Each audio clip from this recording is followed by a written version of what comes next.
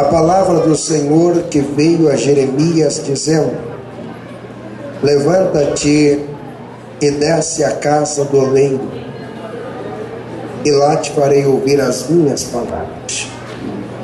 E desci à casa do oleiro, e eis que ele estava fazendo a sua obra sobre as rodas. Como o vaso que ele fazia de barro se quebrou na mão do oleiro, tornou a fazer dele outro vaso, conforme o que pareceu bem aos seus olhos fazer. Nós vamos repetir aí uma só voz, no tempo 3, esses 4 versos. 1, 2, 3. A palavra do Senhor que veio a Jeremias dizendo: levanta-te e desce à casa do oleiro, e lá te farei ouvir as minhas palavras. E desci à casa do oleiro, e eis que ele estava fazendo a sua obra sobre as rodas, como um vaso que ele fazia de barro se quebrou na mão do oleiro, tornou a fazer dele outro vaso, conforme o que pareceu bem aos olhos fazer.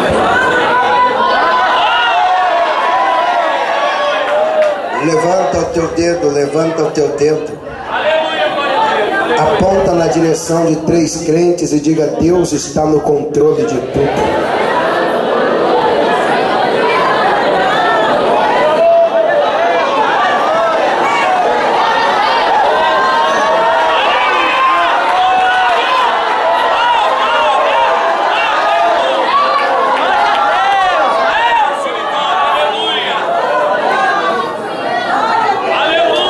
Se acende, por favor. Glória a Deus! Glória!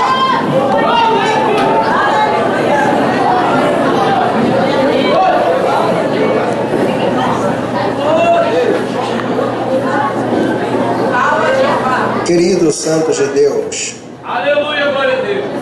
a vida é feita de fases. Eu vou repetir isso mais uma vez.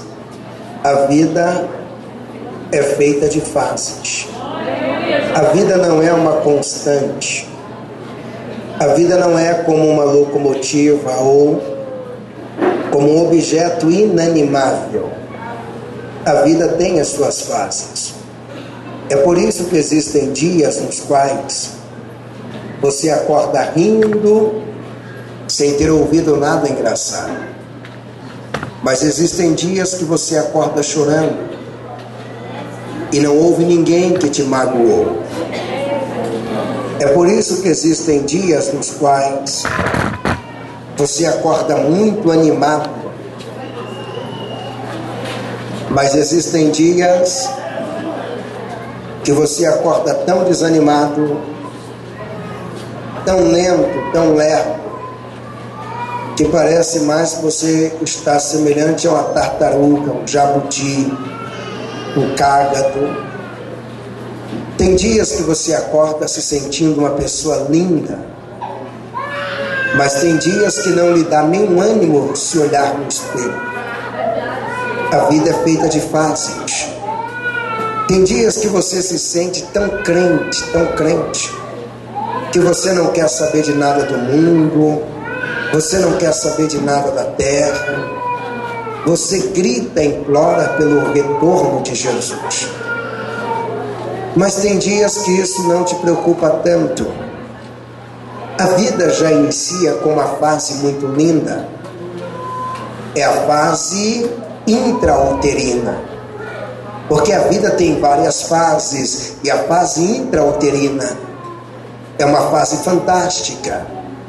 É por isso que você vai entender por que de todos nós termos um amor indizível pela nossa mãe, pelas nossas mães.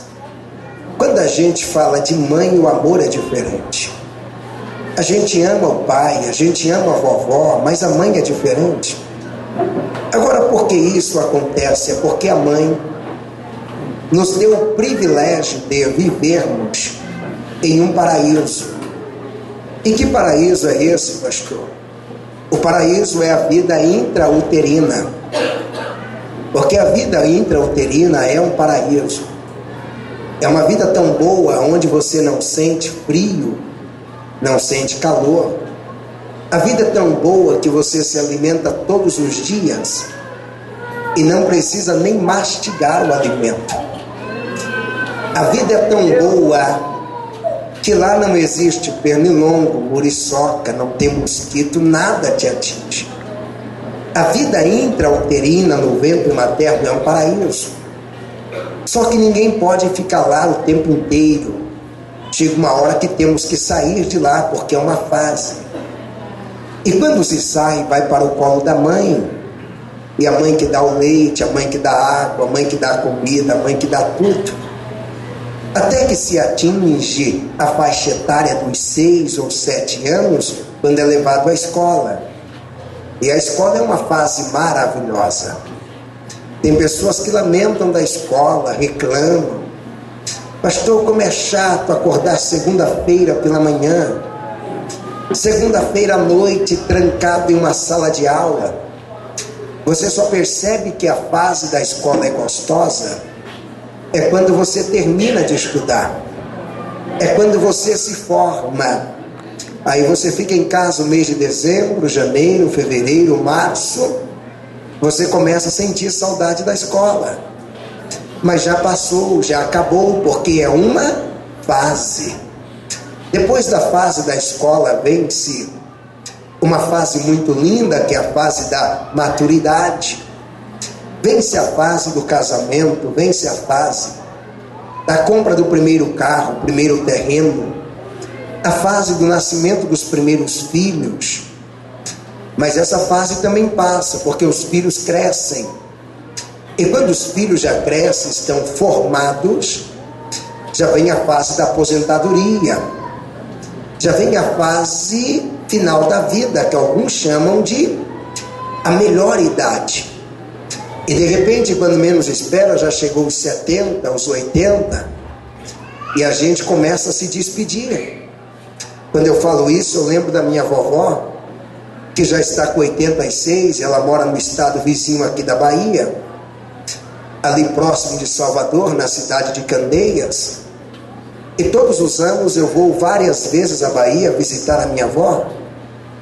E quando eu vou, digo, vó, eu volto daqui a 3 meses ou 4 meses. Sabe o que a minha vovó responde?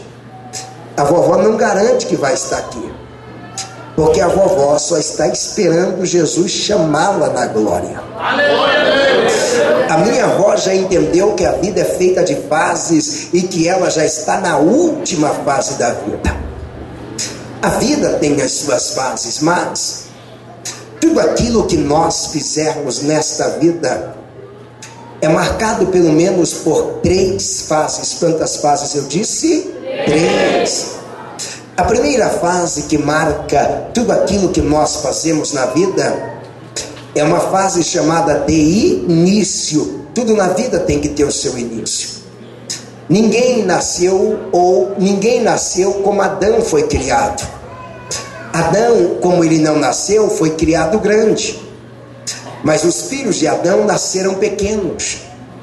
Então todos têm o seu início. Tudo tem que ser iniciado. A sua igreja existe porque alguém iniciou. As Assembleias de Deus existem porque 2 jovens saíram da Suécia e eles decidiram mudar de país para ver o evangelho crescer. Aleluia. Daniel Berg e Gunnar Wingre iniciaram esse projeto lindo de Deus aqui no país. Tudo tem o seu início. A sua família existe porque seu pai e a sua mãe decidiram iniciar essa família. Esta igreja existe porque alguém teve a ousadia, a audácia de iniciar essa igreja. O meu ministério existe porque foi iniciado, ele começou, ele teve seu início. Na vida tudo tem o seu início, e o início não é fácil, o início é complexo, mas tudo aquilo que nós iniciamos e trabalhamos com afinco, com desenvoltura, com investimento, nós chegamos a uma segunda fase. E que fase é essa, pastor? A fase do meio. Tudo tem o seu meio. Tudo vai ter o seu meio. A vida tem o seu meio. Por exemplo, na nossa época, a expectativa de vida do homem brasileiro é 72 anos. Quem não chegou aos 36, não chegou nem ao meio da vida. Quem chegou aos 36 já está no meio. E quem já passou dos 36, já passou do meio, não tem mais nem uma metade para viver. A vida tem o seu meio. A expectativa de vida da mulher brasileira é 74 anos. Elas vivem 2 anos a mais que nós. Então a mulher que já chegou aos 37 já está no meio. Quem passou, passou do meio. Quem não chegou lá ainda não está no meio. Tem muita vida para se viver. Tudo na vida tem o seu meio. É só você lembrar na Bíblia que as grandes tempestades que Jesus enfrentou, elas aconteceram no meio dos mares. Basta lembrar que Jesus navegava com os discípulos na direção de Decápolis, uma região formada por várias províncias. E quando Jesus chega, antes dele chegar na província dos Gadarenos ou Gezerenos, diz o texto que no meio do mar da Galileia veio uma grande tempestade. É só lembrar o que diz o capítulo de número 14 do Evangelho de Jesus, escrito por Mateus, que a Bíblia deixa claro que os discípulos estavam navegando, quando no meio dos mares, quando no meio do mar, eles estavam açoitados pelo vento que era contrário e pela onda. E o texto diz que Jesus vem por cima das águas para socorrê-lo. Eles estavam no meio. O meio não é fácil, o meio é complexo, mas vale a pena ir mais adiante. Porque quando a gente vai além, passa o meio, nós chegamos a uma terceira fase. E que fase é essa? É o fim. Tudo tem o seu fim, tudo vai acabar, nada dura para sempre.